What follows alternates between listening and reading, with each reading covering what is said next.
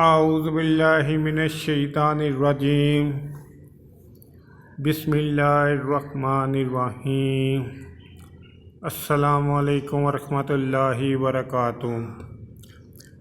سردی میں بستر اور لحاف چھوڑ دینا۔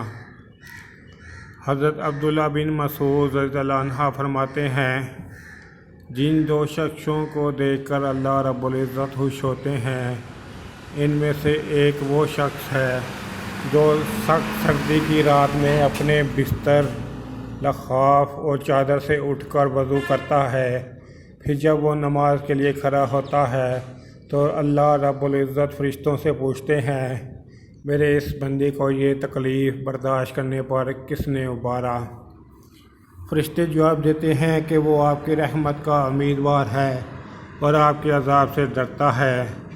اللہ سبحانہ و تعالیٰ فرماتے ہیں، جس چیز کا وہ امیدوار ہے میں نے اسے دی، اور جس چیز سے وہ ڈر رہا ہے اس سے امن دیا۔